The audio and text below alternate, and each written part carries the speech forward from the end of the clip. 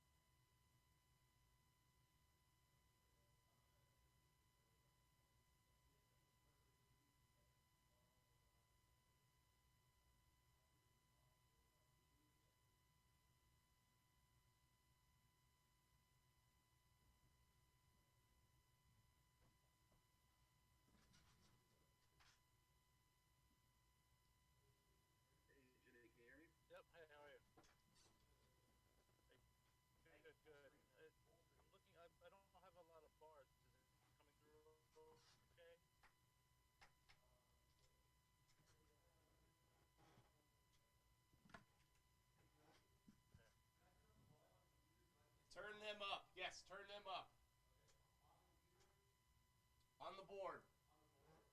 On the board a little bit. We got about 30 seconds.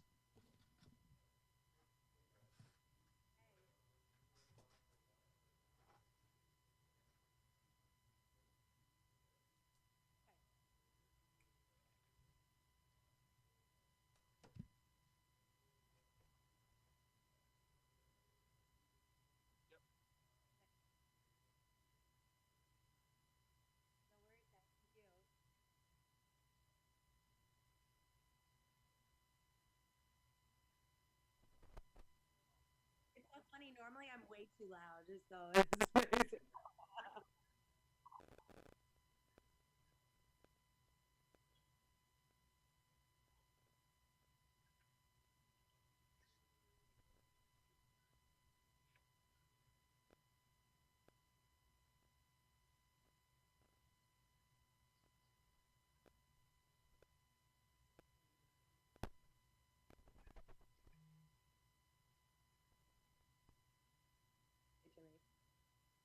What?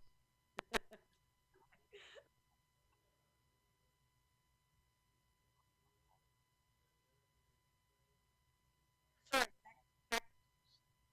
I'm hearing you guys okay right now.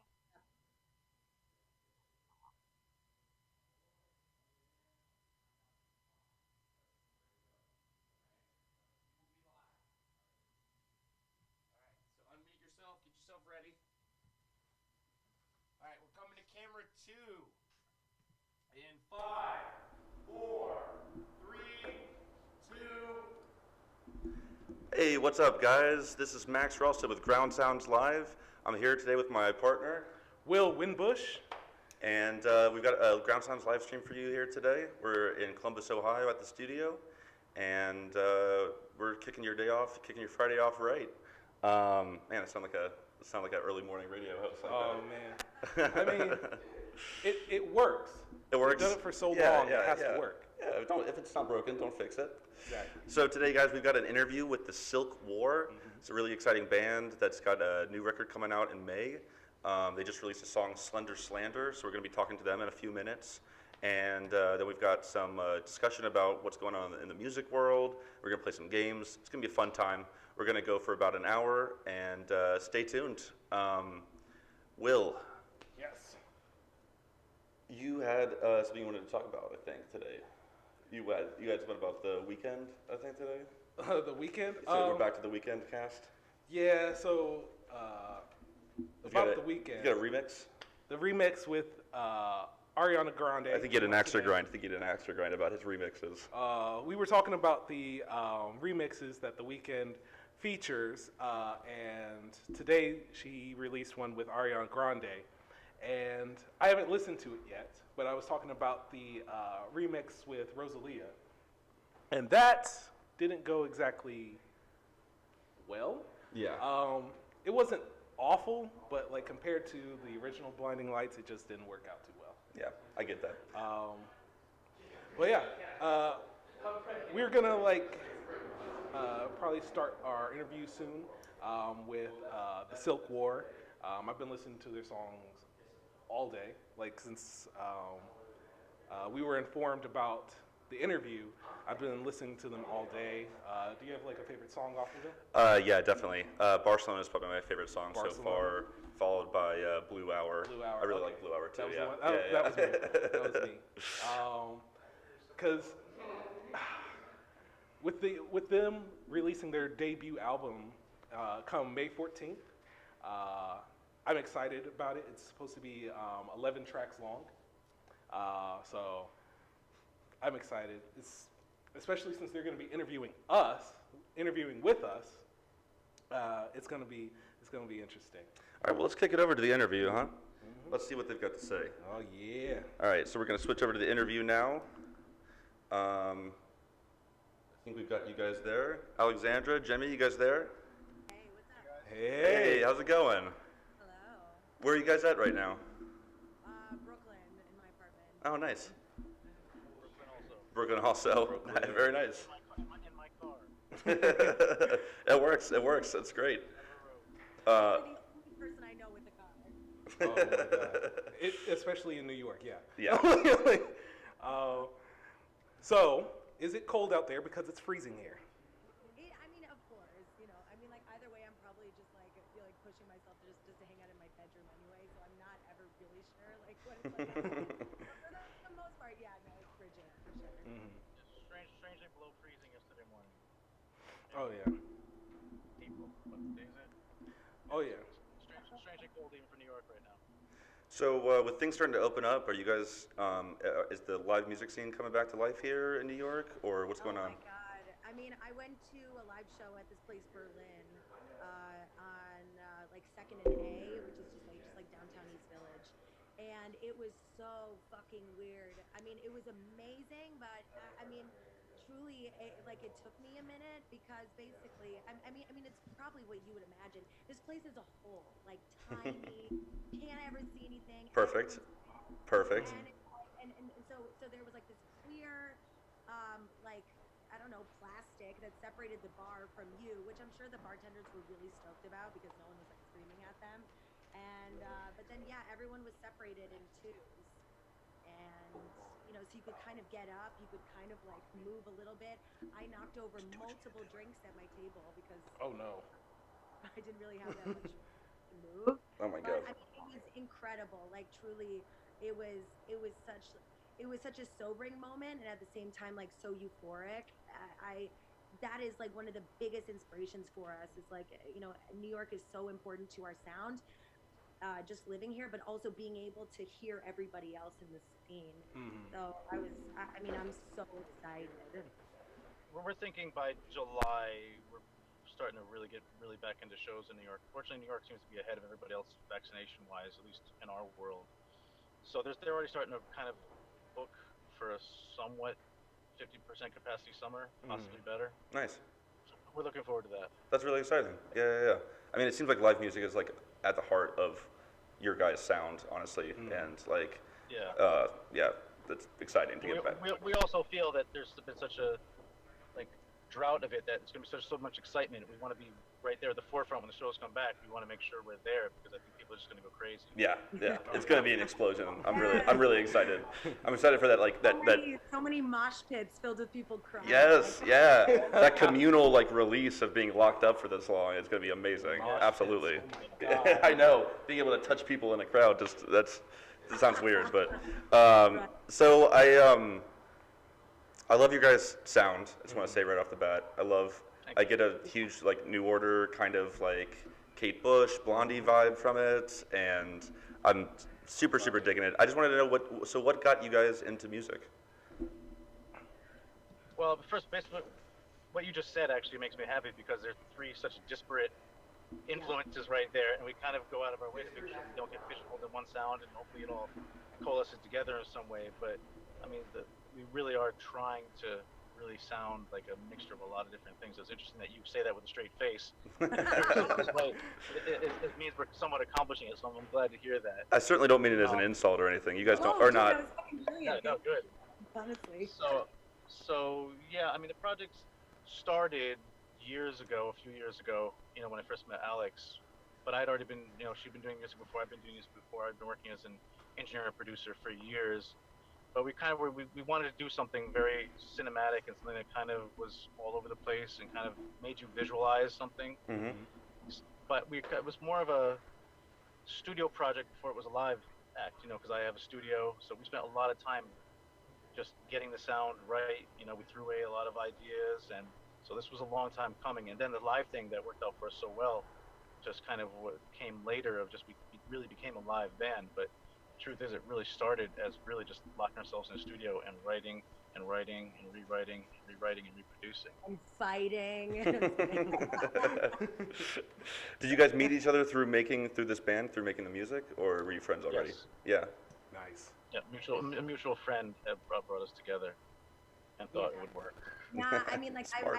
I met her at probably like 4 a.m. at this like terrible bar downtown, and she was like, "Oh, like you sang, like like I play piano. Let's go back to your house." And then like I was just like drunkenly playing like guitar and bass or something. It was just like, don't ever let me play bass, truly. And like we wrote this like song with this like really original title, which is Follow Me. Perfect. Wow, so amazing. So then she's like, yeah, I want you to meet this producer. So next day, hungover as shit, met Jimmy he had a studio in Connecticut in the woods at that point, and we showed up with the worst song ever, completely hungover, and I walked into his studio, and I was like, at that point, it was like do or die. I like basically was like, no, absolutely not. Scratch that song, scratch that chick. Like, I need to just like write something with him right off the bat. Like, absolutely not. This is my like one opportunity to really be able to do something.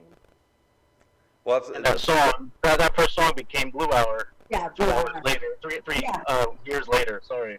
No, but I mean, I had written it that night because Blue Hour is all about a bender, right?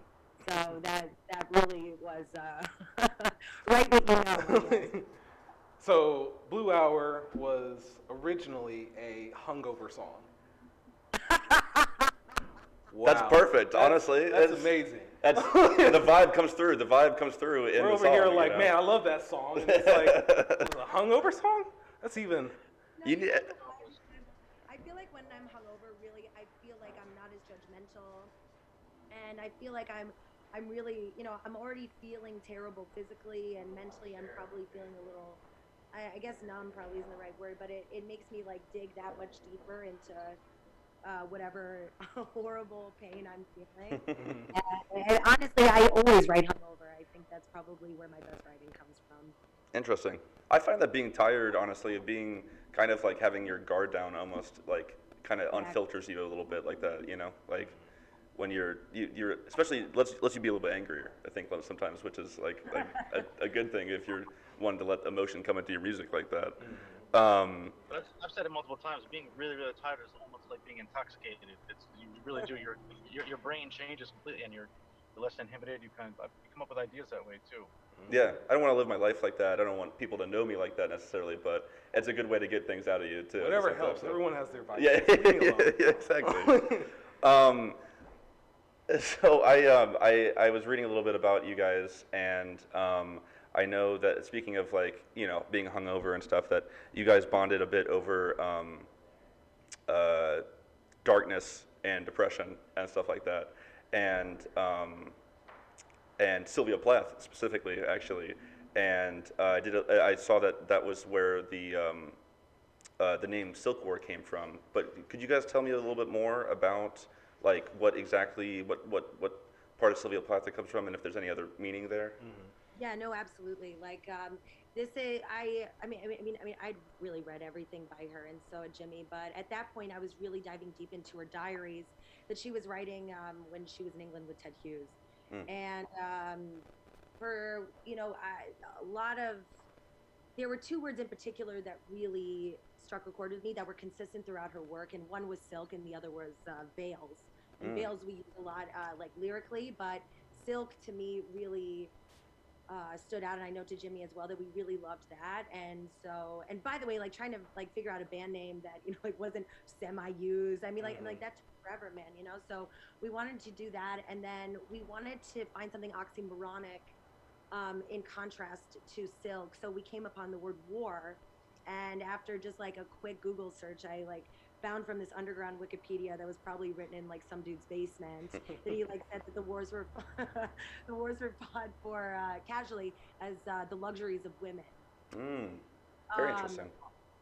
And Really? the luxuries of women for me. I mean, first of all, it's like semi-insulting, right? Yeah, like, yeah. Luxuries of women are rooted in like a soft fabric, but I think for us now, really, the luxuries of women, unfortunately, are still like equality of body and mind, and so that's really what we're pushing towards. I mean, not just but equality in general. Yeah. It's also really funny that they put that on women's luxuries when it's obviously like an industry that they wanted to make money off of, not just because women were so demanding of their silk or something. You know what I mean? Like. Right. Exactly. Our corsets and skirts were scapegoats. Yeah. Yeah. Really. So I've been listening to Slender Slander a bunch over the past couple of days, and I love an upbeat song that uses its upbeat, fun nature to disguise a heavier message. I just wanted to know. Well, I guess You know, I'm gonna spoil everything myself. I want to let you guys talk about it. Where did the inspiration come from for the song? Because I know that you talk a bit about gun violence and gun control, but was there something specifically that inspired you to write that song? Um, I mean, lyrically, yeah. I mean, if I think it was just after Parkland, we discussed. We had the idea of, I think, from to basically it was very perceptive what you just said. I was kind of thinking like something like the Clash's "Rock the Casbah" or something like that. It's like this crazy disco sounding song, but the meaning is so serious about like Yes, Western countries fighting over oil and things like that. exactly. Yeah. And I thought it was such a cool idea, and so we kind of combined with just those two things happened at the same time of wanting to do that and Parkland happening.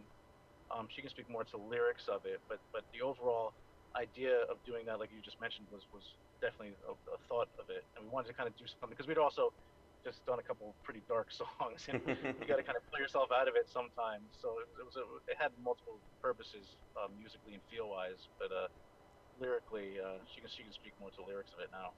Yeah, no, for sure. I mean, it was definitely right after the Parkland school shooting that, I know that it devastated everyone. It devastated the nation, devastated the world. But the thing is that these shootings in general have become completely normalized, and these mass shootings. I mean, like literally, even since like what happened in Atlanta, I think there are like been like 45 mass shootings. Like in 2021, there've been like 150. Wow. This is something that is numbing us as a race, and to me it's terrible, and it needs to be stopped. And I think that there are like a lot of empty ways in order to try to fix it, but there are a lot of good ways to fix it too. And I think for us with our art, why with the upbeat song we wanted to use those lyrics, it's just a different strategy. It's meant to fool the enemy. Mm. And because obviously we don't think that much of our enemy, however there is this like unbelievable power that they hold. So it's just incredibly difficult to talk about, honestly, but we have to in order to bring some sort of shed some sort of light onto it. Right. For sure. The depressing part is no matter when we would release this, it's timely. Oh yeah. Right. Yeah. No matter what, like it's every week. There's been one every week since what she's talking about. So it's just sad how little's moved on this at all. Oh, Right. absolutely. It's the same talking points like every time. Were you gonna Like say something? I was Yeah. gonna say, like like she said, like we're kind of numb at this point about everything because what was it like the last shooting? Like I saw it on the news and I was just like, wow, okay, well, here goes another one. Like, Yeah. Oh, the same day that Derek Chauvin got convicted, there was a young girl that was shot in Columbus, Right. here in Columbus. Here in Columbus. And it was just like as soon as there's a win, it's like we're already going backwards. Like it's just Yeah. like Well, that's what she brings up in the lyrics about your thoughts and prayers. Like you can keep saying it. They mean nothing. They're completely meaningless. And I thought it was powerful to use that in lyrics and point Yeah. that out. I agree. I remember when we were discussing that, using actually thoughts and prayers, because to me, I really didn't want it. First of all, I'm a ranter in general, and I really like twisting, as you can probably imagine. And I love twisting and writing things differently, and I didn't want to use that because I thought it was so overused by the enemy, but also by, people who are actually sane in the head and humane. And I didn't want to do it. And Jimmy really pushed for us to use that to make it click, not necessarily to understand maybe of the more esoteric lyrics, but to have that click in someone's head, they hear that right away. So that was like a battle that, that I think that, we both won in that respect, but I did give Jimmy some trouble with that, but we did with that for sure. I think it comes off really like nuanced in the song, and I mean the title and like the slender slander of like people basically using these things to push a political like agenda or covering it up with very thin excuses for why we shouldn't do anything about it or something. Like I thought that was very poetic. Um, I think a lot of your guys' songwriting is pretty nuanced. Honestly, I really liked Barcelona as well, as we were talking about before. Actually, I had a question about Barcelona because Alexander, you kind of change up your voice in that song a bit and kind of go a bit higher. And was there any reason behind that? Yeah. What was your inspiration? Yeah, I guess what was your yeah. Oh my God. First of all, thank you for realizing that. I know I have a very low, like, Yeah, you got a low register. Yeah, teen obsessed voice for it's sure. good. So, no, I'm really, thank you for noticing that. So, that song in particular, Barcelona, Jimmy really wanted to write a song about Barcelona. This is probably the best way that I can explain it. And he wanted to write the lyrics for it as well. He had the idea, he wanted to write about the love of the city, things of that nature. And I became like so defensive, like, like a mother grasping at her children. You know what I mean? Like, that's how I felt. And I was like, absolutely not. Please give me like 24 hours. Like, I'll do the first verse lyrics and I'll do the melody. And so for me, going up high is kind of like that weapon that you don't bring out until you absolutely need to do it. And it made me uncomfortable, but I think that's also what makes great art, is that when you go outside of your comfort zone and do something that, like, for me, which is so funny, going into like a flighty head voice is actually where I lose myself. But it I really does get have it. them. Yeah. It's outside the And comfort zone. It's yeah. yeah. And that really came from, like, like Stevie Nicks does that a lot, and I really wanted to do something like that. Um, and also, I think because the lyrics in the first verse, there's a lot of anger behind it. Hmm. Again, kind of with Slender Slander, I love when the music and the lyrics kind of like go back and forth and constantly debate each Yeah, other. yeah. Kind of juxtaposed against each other. Yeah, yeah. No, exactly. And I think that by not pulling out that part of your voice, not going to the head voice all the time, it becomes a more effective tool when you do, because it's like, oh, this is a different sentiment. Like this is a different feeling because of that. You kind of have a different gear to shift into. I don't know. I thought that was cool. Thank Yeah. you. Um, Will, I think you had a question you wanted to ask too. Yeah. So to look into the album coming up, is there any songs in particular in the 11-track album that you personally like the most? Like you look forward to it. You're excited about it. You want everyone to hear you this want people one. to like it the most. Oh Yeah. yeah. You're getting into the favorite kid territory. Yeah. Oh yeah. That is fair. I always feel like when I ask that question, it's like, oh, that's so hard. But like, I'm like, there's that one that's like, you might just play just again. Yeah. And again. But just like your kids, you got a kid that's, it gets on your nerves a little bit less than That the other person. might get a little treat, by the end of the night. For me, it evolves actually. It's probably been every single one of those songs at a different point of this process, which I think probably is a good sign, meaning that I'm kind of proud of how they turned out. I mean, overall, emotionally, Sylvia is probably the most emotional one to me, personally, because it's kind of what brought us together. And it's kind of like it was where my headspace was at that point. I think it kind of spoke to what I wanted to speak to at that point. But then, I think probably right now is probably Barcelona for me too. Right now, the one I still go back to and listen to. But yeah, it's completely, because again, this record took us a while to do, and we tweak it for so long. There's different. Some people write, say, 30 songs for an album, and say they just knock them out and say, okay, the best 10 of the record. We don't do that. Everything we wrote is what you're hearing pretty much, and we just keep tweaking, which means you kind of have to love it, because otherwise you would have thrown it, out ages ago. So, yeah, I know it's like a cliched answer, but the truth is, like, I can't really pick one. It's been different ones. Alexandra may feel differently lyrically also. I mean, like, just to do it, the two songs that have not been released yet that I'm really most excited about, I think the first one would have to be My Familiar, which is the second to last song on the record. It's 8 minutes long, like really Damn, all right. I love but it. it like really goes through this like psychedelic and hard journey, and I especially love playing that live because I really like I normally, not that I like plan anything, but that's really the point. There's like this long instrumental, and I really, I just like normally go out into the crowd and just like push people, and it just like becomes like this like really wild, exciting moment.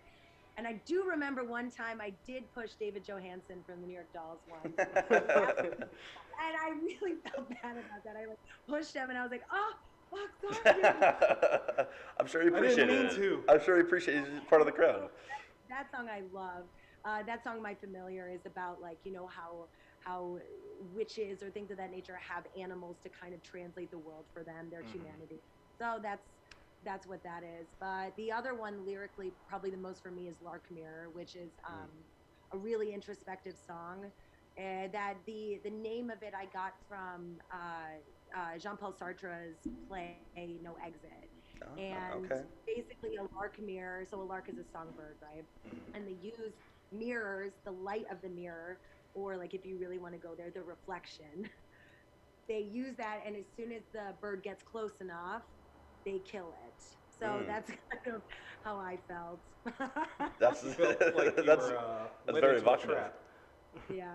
So I think both of those in particular. But I mean, what Jimmy said, every single song on that record is a world of its own, and I'm super fucking proud of it.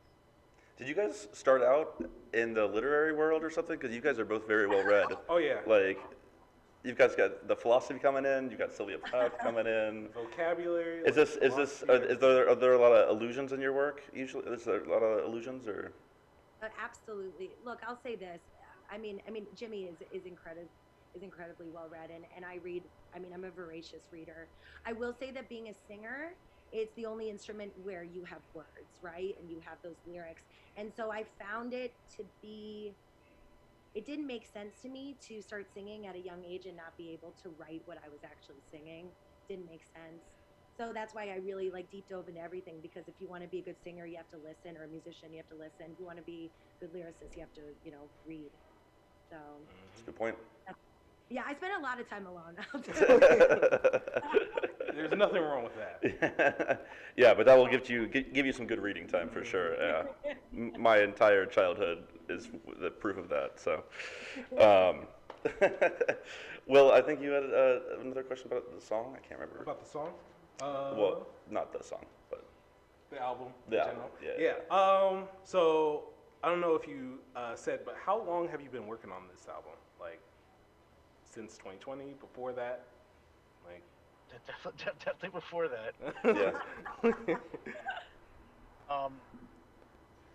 Alex, do you know what the exact story is? Jimmy and I met in 2017, I think. I think, but we were really trying to figure out our sound. But I mean, honestly, the first song we wrote was Blue Hour, so yeah, that was like 4 years ago. So we were, the pandemic really stalled us in a lot of ways, because we wanted to release, but we, didn't really know how. But then, really we figured that the pandemic was a perfect time to release our music, because everything was a reflection of it, because it's all about being alone and being misunderstood and not being able to like really to deep dive into yourself. Basically. But yeah, no, we've been writing this for a very long time. Um, it's not necessarily because we are perfectionists, which we are, but we also really wanted to make sure that whatever we put out was really the best version of it. So we also had the blessing and the curse of having our own studio to Right. work out of, which is great and also a curse, because you can just for free keep going and going and going, and so we never had a deadline.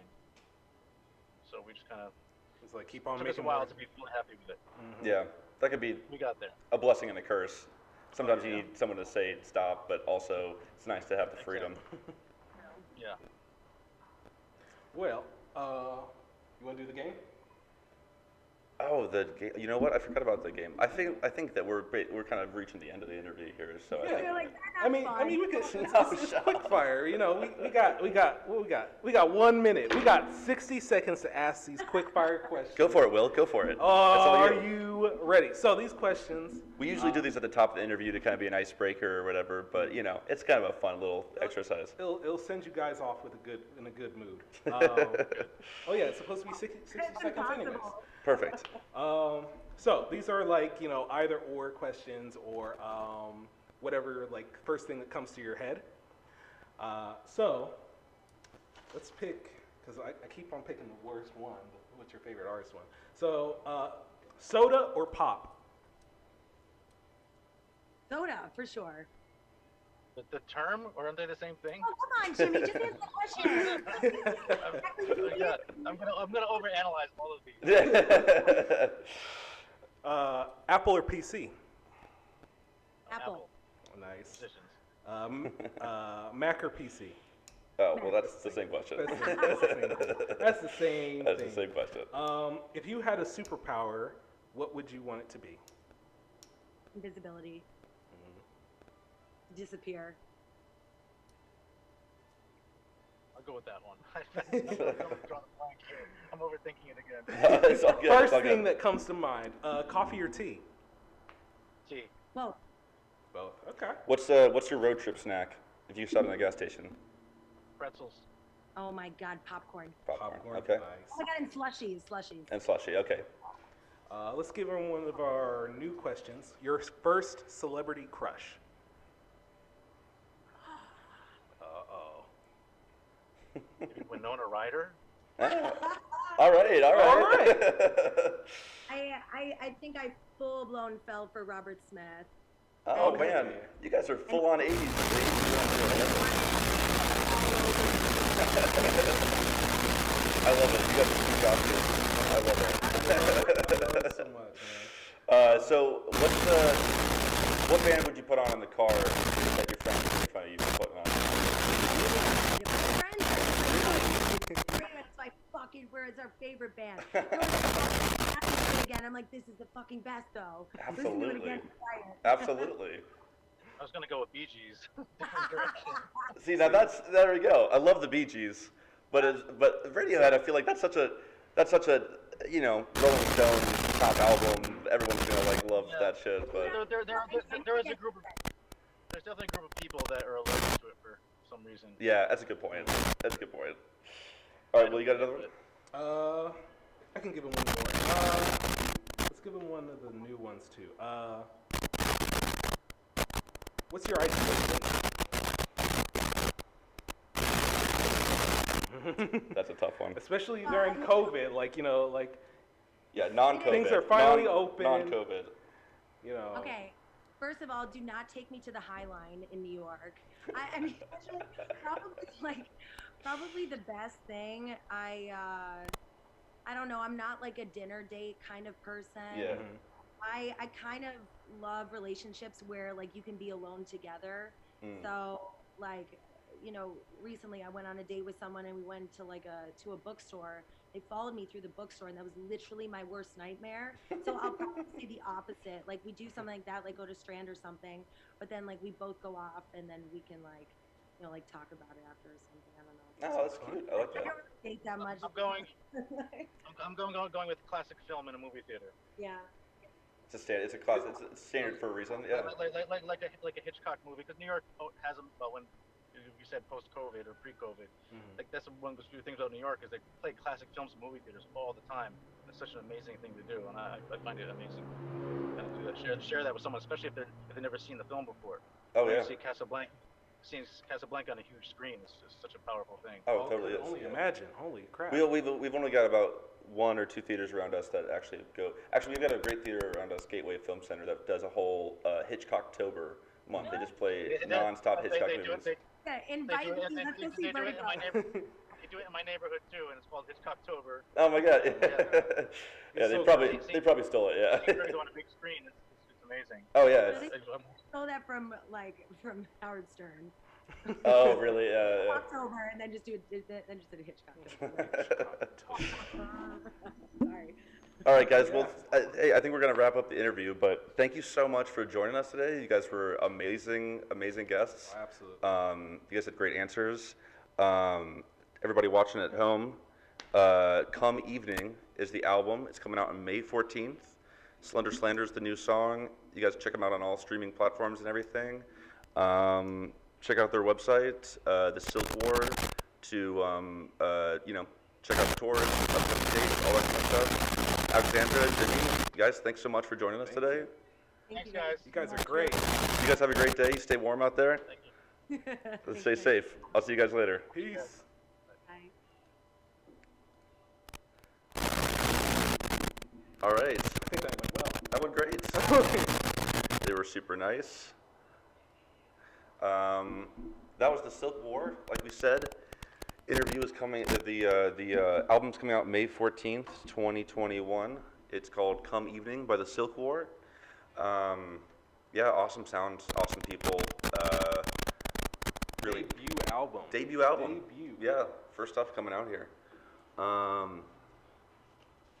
Let's see. So coming up next here. on the show, let's discuss about some topics.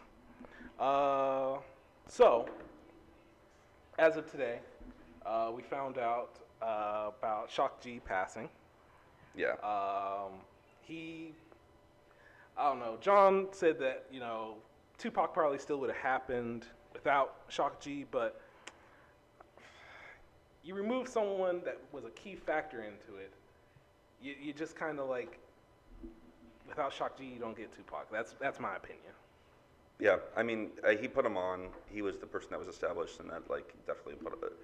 But yeah, at the same time, like, I didn't even actually see how he passed. It was probably like medical related, some kind of.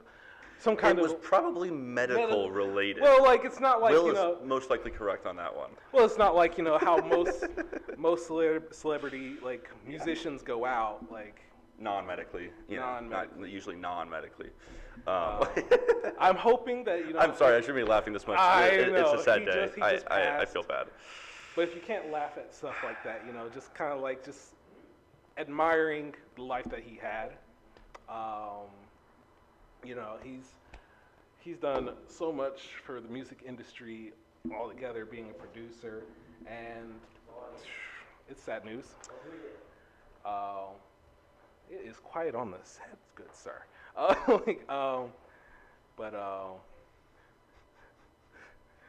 Anyways, as I'm getting the death glare. Right. No one at home can see that, Will. No one at home can see that. I know. Any things you want to talk about? Anything coming up? Well, actually, I think we're going to try to go to a game. Game? Jesse's prepared a game for us. Jesse, our producer. He's on the mic now. Yeah, he's on the mic. I'm live. This is Jesse Alley. Oh, he's calling me out over here. This is why I was giving him that glare, because he's sitting here telling me I can't do this. Jesse's patented death glare coming out real early. So he's got a game for us today. Jesse, what's the game that you got? So if you want to switch back there, John, for me, what the game we have is, what? All right, I'm not on camera. Why is he not switching? It should be this camera. I don't know what he's doing back there. Technical Doesn't matter. Anyway, so we've got a game, Will Lyrics. All right, this game was made by our guy, Will. There's a separate camera right there, but we're having some technical difficulties, but it's okay. This is what we're gonna get through. It's only show 2. We're okay. We're okay. We're working. But what I'm doing here is I'm just gonna come in and I just want to do a quick game with these guys. It's called Will Lyrics. I'm gonna say some lyrics and they're gonna try to guess the artist and the name of the song. Are you guys ready? Yes. Yeah. All right. So the first one I have. So Will, why don't you start there? Yeah. Okay. I saw you dancing in a crowded room.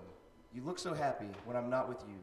But then you saw me, caught you by surprise, a single teardrop falling from your eye. See, he did this on purpose. Who is that He artist? did this on purpose. I know you will. I know. The Weeknd. Okay. Okay. Got the band. What is the song? It is The Weeknd. Is it Save Your Tears? It's Save Your Tears. Is it the remix? Save Your Tears. It's not the remix. No, It's same not the lyrics. remix. Same lyrics in the remix. Same lyrics, probably in both. But all right. Well, that brings us to Max here. Let's go to our next song here. Standing on the cliff of Mulholland Drive. Yeah, back up on my late night session remedy. Oh, something about the night that keep me safe and warm. Just me, the universe, and everything I think. A lot of shit is weighing on me. It's a storm. Never thought I'd be back here bleeding. I'm just some sad dude. You can see my life, how I grew, I want symmetry. Can I finish the word? It's all right. Right. I think I got it. The artist and the song. It's definitely Kid Cudi. Okay, it is Kid Cudi. Yes, because he's talking about being a sad dude. So you know it's Kid Cudi. Dead giveaway. This is totally Cudi. You didn't get the You gotta get the in there. You didn't have that in that lyric. There was no lyric of that. I think that's Tequila Shots, right? It is Tequila Shot. Hey, all right. That was good. All right. All right, let's save this Good one song. for both of you to see if you guys can get this. All right, Okay. so they're going to work as a team here. Okay. All right, so our last one. When I'm sad, she comes to me. With 1,000 smiles, she gives me free. It's all right, she said. It's all right. Take anything you want from me. Oh. I know this. I'm going to give you a chance. All right, so Could you give it to me one more time? Take anything when you I'm want sad, from she me. comes to me with 1,000 smiles. She gives to me free. It's all right, she said. It's all right. Take anything you want from me. You guys at home now? It's all right. It's all right. Take anything you want from me. Bow, wow, bow, wow. What do we got? What do we got? I got the last few seconds here. It's, Too long. it's you, Max, man. All right. What is it, Max? What is it? That's Little Wing by Jimi Hendrix. Little Wing by Jimi Hendrix. They are 3 for 3. Man. All right, this is good, guys. This was great. Thank you, I'm Jesse. gonna get back behind the booth. I don't feel comfortable in front of the camera with you guys. Don't worry, Jesse's gonna come back. He's gonna have another game for us in a little while. But for now, we're just gonna kind of discuss what's going on in the world right now. Kind of talk about things that, are happening. Maybe things that aren't quite as sad as Chuck G passing Chuck away G. at 56. But lots of really cool new music out. I talked about the Brockhampton album that was coming out last time on the live stream, and it's been out. I listened to it. I'm actually writing an album review for it right now. I don't know, Will, have you peeped at it at all? I haven't checked it out yet. I was playing a little bit of it today in the studio, playing a Buzzcut song at one point. We played a lot of music in the Is that studio. what was on the TV? Yeah, it was on TV at one point, yeah. See, you asked me about him and how I felt about him. And it was like, it's a band. Cool. Wait, I thought you said Oh, no. Brockhampton. Brockhampton. Oh, yeah. No, I haven't watched it yet, but I'm going to. Yeah, I think the album's really good. What song would you recommend? Yeah, what's John doing? Some technical difficulties. While they're trying to figure that out. Okay, well, yeah, I guess I'll wax poetic about Brockhampton. Yeah, it's actually they call themselves a boy band, even though they're like straight hip hop rap kind of like Grown man. stuff. And and they're all they all were pretty young when they started. Oh man, I'm blanking right now. Anyway, the album's called Roadrunner, New Road, New Light. It's really good. I'd say Buzzcut is one of my favorite songs off it so far. It's like the first track. It's featuring Danny Brown. It's really good. Also Chain On featuring JPEG Mafia. I love JPEG Mafia. I've been obsessed with his stuff lately. Some great features. Also, I think I told you about this already too, but Bankroll with A$AP Ferg and A$AP Rocky. Love getting them on a song together. Don't know why it doesn't happen more often. It's always really fun. Because if you do it like every once in a while, then you'll get people that'll just go for it. But if you do it all the time, then it might get tired after a while. Yeah, that's a good point. Also, Windows, the song Windows featuring So Gone, So Flexy. This dude's name is So Gone, So Flexy, all one word. We were talking about kind of silly rap names before. The silliest rap names They're ever. getting so long. They're getting so long, I don't need it. I don't need Young Boy Never Broke Again to be that long. It's either like little something or it's long. Well, he tried to shorten it to NBA Young Boy, but then the NBA was like, no, you cannot say NBA at the beginning of your name and make money off of that. We own acronyms here. NBA, that's us. Anything else you've been listening to, Will? What any new music you've been listening to? I was telling you about Judgment of Yesterday. Yes, yeah. He's a German R&B singer. Okay. And he has a song called "Wait for Me" that was released, and it was really good. I've been listening to him for 3 years. What's the name again? Judgment of Yesterday. Judgment of Yesterday is shortened to Joy. Joy, right? Yeah. J.O.Y. Very cool. And I actually found him by accident because someone had him pose as like The Weeknd, which I am a Weeknd fan. I'm like part of like 5 groups, fan-based groups for The Weeknd. But I found like 2 or 3 of his songs under it. I was like, this isn't The Weeknd, but this is still good. And was someone else trying to sell him as The Weeknd, or was he trying to? Was this like a stunt? I feel like it was a stunt because in his album Awaken, which is how I found him, it talks about how like he had to pose as someone else in order for him to get bigger. Well, was that an effective strategy though? It worked. It got my attention. Damn. Yeah, like I've been listening to him from the Bandcamp app to SoundCloud to Spotify and so on and so forth, and just keeping along with him. I advise listening to him. It's not in German. He's German, but it's not in German. So. Do you have a song maybe or an album or something you want to recommend? I like Smoke because it's very slow and chill, and it's pretty intimate. It's if it was a Weekend song, I'd believe it, because it just has that feel, the fall vibe.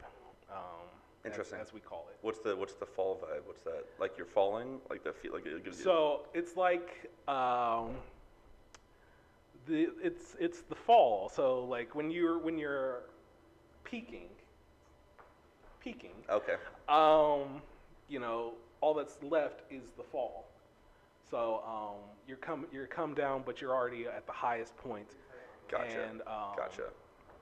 That makes sense. So chill with the beat. It'll pick up and everything. I love it. Anybody that you're listening to right now? Well, actually, let me ask you a question real fast about Absolutely. that. So when it comes to stuff like that, where it's like an artist is kind of doing a gimmick like that in order to. John, this isn't on screen. Hey, you're interrupting everything.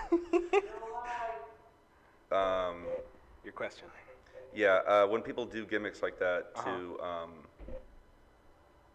get attention or whatever, you know, like, does that annoy you, or are you just appreciative that now you know about the music, you know? Because some people could say that that's a little bit, you know, exploitative. You're kind of tricking fans into clicking on your work, but at the same time, that's how Soulja Boy worked. It's an incredibly overcrowded for market. Soulja, like, you know, you got to stand out somehow. Yeah. My personal stand on it is that it's not a bad thing, to a degree. If I work on trying to be a filmmaker, and like if I tried to pose my own like concepts of like a Star Wars look, I'm not George Lucas. Mm-hmm. But like if I did like a feature of like with lightsabers and the orchestra music and everything, and you know, on the title it'll say Star Wars / like edit or something. That's something different. But if it got views and people wanted to see me and more of the work that I did with that, I'd be fine with it. You know, I don't necessarily want to be sued by George Lucas, but if you give me attention, even bad publicity is good publicity. Gotcha. Yeah. That's a good point. I guess, but you personally, it doesn't matter. We'll move on. So, I am going to ask a question. please. Absolutely. So we were talking about Chris Brown earlier. Oh yeah. We're talking about Chris Brown. He's got some new songs out, right? Or, Yeah. Not his songs. He's like featured on some songs. Featured right? in everything. Okay. So at what point is it okay to like Chris Brown again?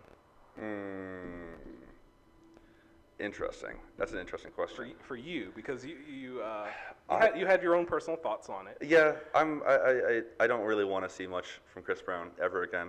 But I don't think that there's no point in which you can forgive someone who's famous. I don't think that I don't think people necessarily need to be canceled forever or need to be canceled for Bad decisions.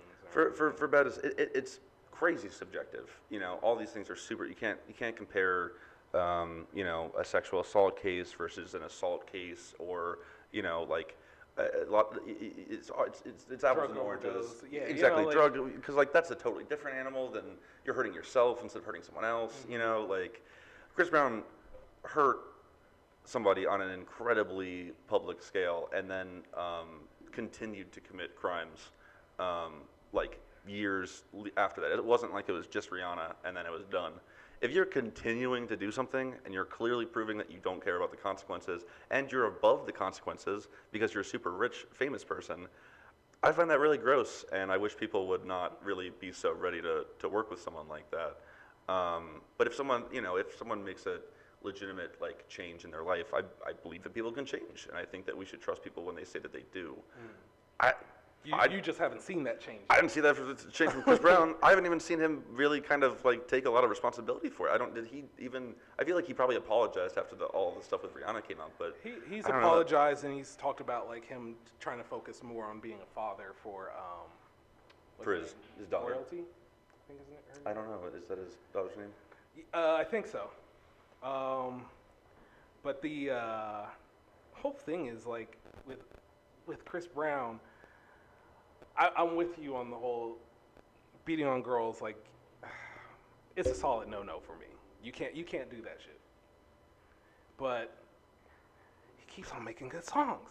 Like, yeah, he keeps on featuring these songs, and they're so good. And like I told you, with Already Best Friends, like he's featured in that. He's featured with G-Eazy. He's featured with Tory Lanez. Tory Lanez is getting heat for shooting Megan Thee Stallion. Yeah, Tory Lanez is kind of a piece of shit too, but you got a woman beater and a woman shooter. Like, okay. And it's tough because like I do think it's hugely based on the fact that they're men that hurt women too, because like we don't have a problem. I listen to 21 Savage all the time. 21 Savage's lyrics are incredibly. It talks about how many people he's murdered all the time. I mean, like that's a lot of music, right? People are talking about all the shit that they did when they were like in a gang or whatever, like, or were selling drugs, which is like, that's like, somehow I can justify that more, I think, because it's like, man, you had to like struggle to survive. It's part of the struggle that you had to do because it's your environment. Because of your life. Exactly. You didn't have to beat your wife at the same, you know what I mean? You didn't have to like hit your girlfriend. That wasn't part of the struggle. No. Although, yeah, debatable again, because you could say mental health or whatever, blah blah blah. But like, I don't know. It's tough because also I listen to music that's incredibly misogynistic too. You know, like talking about hitting women and smacking bitches and stuff. You know, like. But then someone does it and gets caught, and I go, "Oh, that's a no-no. That's a no-no. How dare you? You go in the corner." But everybody else that's talking about it and bragging about it, you keep on doing that until I find proof that you did it. It seems a little bit hypocritical sometimes, but I don't know. It's the environment. It's what we're fed into. Like, how long have we been feeding into like gangster rap? Like, I'll rap gangster rap all day. What are we feeding into, though? You know, what are you feeding into? The selling and usage of drugs, the violence and everything. I'm not a gangster. Right. Like, for sure. I'm not repping anybody or anything. I as well am not. I also am not. Yeah, like, but the music is awesome. The lyrics, they go along with it. It fits. I feel it sometimes. Yeah. Well, it's the same thing with Chris Brown that you're saying. He makes hits. He makes songs you want to dance to or whatever, you know, and sometimes it's easy to not think about who's making it. Same thing. I'm jamming out my car to people talking about killing, you know, kids and not killing kids. I did stop listening to R. Kelly, though. I guess Tupac said that, but yeah. See, there you go. So where's the line? You know, I mean, R. Kelly is like a piece of shit on like such a massive, comprehensive scale. He had to go there. He had to go to jail. It's really, really insane. But William Winbush at Groundsounds says R. Kelly needs to go to jail. Stay there. Hot takes. This goes into the future. Let that be known that is still a fact. Oh, that's a good topic, though. I like that. Well, so yeah. I'm trying to think of some other music that's kind of came out. The Alchemist and Earl Sweatshirt just released a song. Yeah, we were just looking at that. I've been like a big fan of The Alchemist lately. Eminem's in-house producer for a long time, and now just kind of putting out random projects. He had one of the best projects last year. I'd say probably one of the best rap projects last year with Freddie Gibbs. It was actually up for a Grammy, which was shocking because good rap music is rarely nominated for a Grammy. And he's got a new song out with Earl Sweatshirt and Navy Blue. Also, shout out Navy Blue. Not as well known of a rapper as Earl Sweatshirt, obviously from Odd Future, but Still, amazing talent, amazing new talent right now. 1491, go check it out. Let's see what else. Amber Mark has got a new song out today called "Worth It." She's like an awesome R&B talent that I feel like is popping off right now. everyone's releasing music today. God. Yeah, it's been a big day for me. The last couple of weeks has just been like album, music. We've been listening to a little bit of the Young Stoner Life album with Young Thug and Gunna. That's Young Thug's label, right? Young Stoner Life, and yeah, there's been some good tracks off that. Lil Yachty released an album today. He hasn't done anything for like over a year. Yeah, I think 2020 was his last project. That Oprah's Bank Account song that was off that last album. I don't know if you remember that song. Vaguely. It wasn't that good. Honestly, it wasn't that good. Vaguely. It was like built. It was one of those songs that's like built to be like a summer banger type song, and then just wasn't there really. It just feel like it wasn't up to it. There was just a different summer song to be had that year. You know, this is not exactly like breaking, but I've been listening to "Levitating," the remix with DaBaby a bunch, the Dua Lipa song.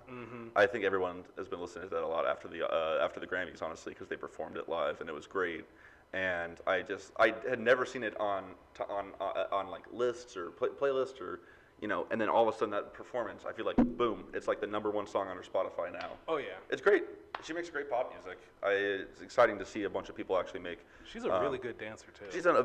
She used to be trash too. Like it was like a joke. But like the Grammys performance was amazing. It felt like that last album. I love that last album, honestly.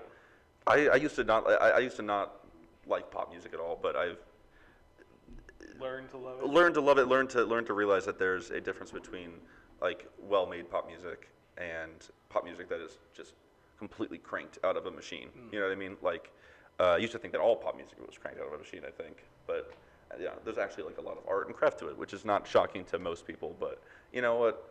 It was to me at one point. Oh yeah. It was just what you needed. But like, so for someone like Dua Lipa, or like any artist, I remember having a debate with a friend before about the differences of like musicians that are good singers and good performers. So it's like there's What's the relationship between the two? Yeah, so like Demi Lovato is a great singer, Yes. but a performer probably not the same. Like she's not gonna go out there and, you know, like Britney Spears, like straight up dance everywhere the Right. entire freaking She's not stage. gonna blow everybody away like, or no, anything. No, But she's got the Beyonce's pipes. an But she's got the pipes. Exactly. Right. Talented singer, and the debate constantly went to the whole Beyonce thing because I'm a fan of Beyonce, but I'm not like a die-hard fan. I think she's an amazing singer, talent, an average actress. Yes, that's fair. That's very fair. You know, gold member. We don't have to bring it up. We don't have to talk about it. We don't have to remember that. Don't have to list those things off. Yeah. But you know, she is a performer. Michael Jackson is a performer. Right. Prince was a performer. Right. You go see them. You're having a show. You know, I figure like, you know, Adele is an amazing singer Right. and performer, but in the sense that, you know, she's not going to. So what's your question? What's the debate exactly? What's the question here? Who would you consider a good performer currently?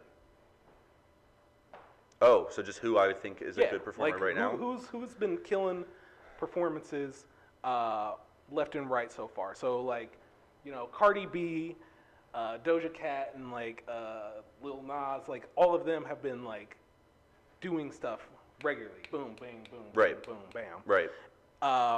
Who would you consider this so far in 2021 one of the best performances that you would probably go see? So not just singing, like the whole you gotta have the whole package. You want a show. The first person that pops in my mind is Bruno Mars. Oh, yes. I think Bruno Mars is an amazing performer. God, I'm I so happy you love said that. seeing male singers dance. Like again, I feel like that just became like a female thing for the longest time, post like boy band era. NSYNC and Backstreet Boys. Yeah, yeah. I mean, like everyone knows how much of a throwback Bruno Mars, like how much of a style he does has that throwback style. But I do love that. I do love his kind of '70s dancing, and I think it adds such a level to the music because his music is already really fun. But I think that his energy that it brings to it with dancing and performance and everything, like, takes it to the next level. Makes it, it looks like he's having fun, so you're having fun. You know what I mean? Like the Super Bowl performance. Like the Super Bowl performance, exactly. I mean, I haven't seen Anderson .Paak live in concert, but like just that, we talked about it a little bit last time, but the Leave the Door Open video is like infectiously fun because they both look like they're having a great time. They're both just having a great time. I'm trying to think.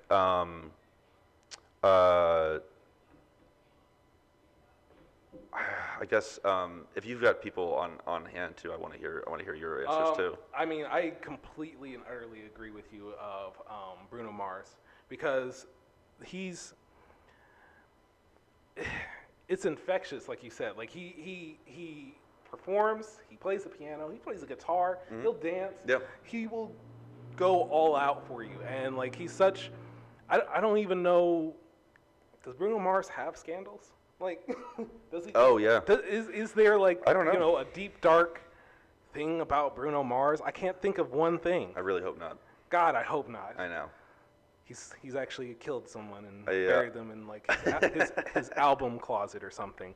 Like, I think Tyler the Creator is actually a really good performer. Oh, kind yeah. Kind of underrated. I think that people think immediately like dancing, but like he'd be entertaining. I saw the he'd be Igor concert. entertaining I as saw hell. the Igor concert here in Columbus actually, and it was amazing. Honestly, like huge showmanship, like fire, shooting, colors, coming, like stage rise, like him rising up into the air and stuff. And the main thing is the energy. Like I want people to be excited to be on stage, excited to be performing, believing in the music that they're putting out there.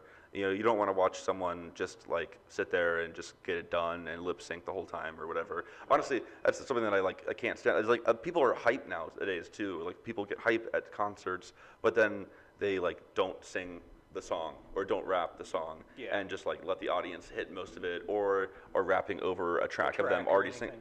I need a live band. I can't do that. I need a live band. I don't need a live band, but if you're up there by yourself, you better be singing and rapping. Like you better be saying something into the microphone that I'm hearing because that's what I paid for. You know what I mean? I didn't come to hear my Spotify. Right Exactly. Oh man. All right, guys. Well, that's been our hour today. I think that's going to wrap it up for Groundsounds Live. Will? Yes. Thanks for being here. I don't know where else you'd be. But, I'd be dead asleep. Yeah. But thank you. That's not true. You'd be grinding. You'd be grinding for Groundsounds. Oh yeah. We'd be writing articles right now. Slowly dragging myself back here. But slowly grinding. I'll get there eventually. Y'all go ahead. But yeah, like thank you all for coming. Thank you for watching. Thank you Silk War for having the interview with us. Yeah, this great. has been a pleasure. I love this. We're going to be trying to do this every other week. Every other Friday. Every other Friday. And please, if you're watching this on Instagram, Facebook, YouTube, wherever, like, comment what you want us to see and do. The artists that you recommend, if there was a topic that we talked about and you wanted to chime in, please do. Yeah. Add Groundsounds. We promote music, art, and culture across the world. Whatever your art is, we will check it out. We will listen to your music. We want artists like you to come to us and depend on us to help you. That's all I got to say right now. That's pretty much it. I love this job, man. You guys are great. I know it's been a fun time. I look forward to this, and I look forward to not next week, but the week after on Friday, 11 a.m. Groundsounds Live. We'll have another interview. We'll have more games. We'll have more content. It's going to keep getting better and better as it goes, guys. So like Will said, follow us on all of our socials. Check out the Silk War. Check out their album Come Evening, May 14th. And we'll see you guys next time. See ya.